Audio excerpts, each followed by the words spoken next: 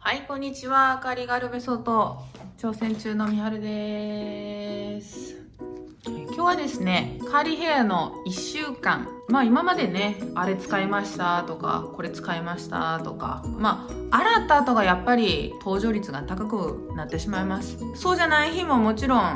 今までね、撮ってきたビデオの中にもあったんですけど、ただ、点で見ていると、ほんまにずっとこの状態なんかっていう疑問がどうしても生まれてくると思っておりまして、せっかくなのでカーリーヘアの1週間ということでご紹介したいと思います。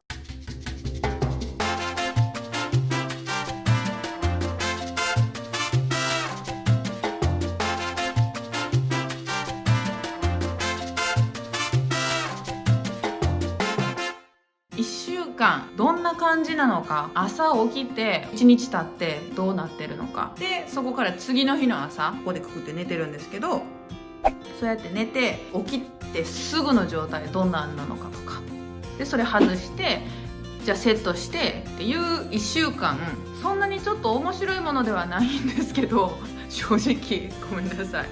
ただ1週間一度見てもらえたら、皆さんにもそんな感じなんやっていうところが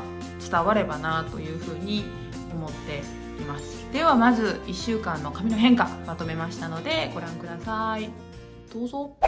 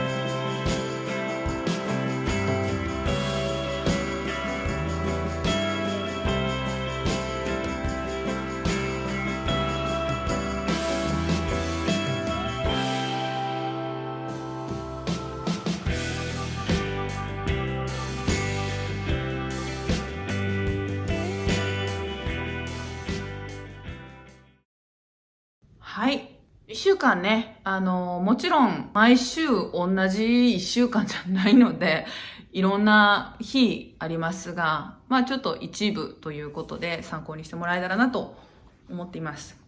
で、毎日むちゃくちゃ汗をかくっていうほどでもないんですけど、ものすごい汗かいて帰ってくる日もあります。で、そういう日に洗えない日だったらどうしてるのっていうところで、一部先ほどの動画でもご紹介したんですけど、いろいろ私も試行錯誤した結果、ドライシャンプーを使うようにしてます。汗でね、やっぱりベタベタした状態で気持ちのいいものではないので、このドライシャンプーっていうのは特に頭皮がベタつきやすい方とか、汗かきやすい人とか、あと、私みたいにスポーツしたりとかして汗をかくよとか、そういう時にはもってこいのもんやなっていうふうに思っていまして、しばらく涼しかったので数回しか正直使ってないんですけど、これからね暖かくなってきて、で夏場なんかめっちゃ汗かいたりっていう日も増えてくると思います。そういう時に活躍すると思います。これも手作りで作りましたので、ドライシャンプー作り方ぜひ楽しみにしておいてください。それではまたねー。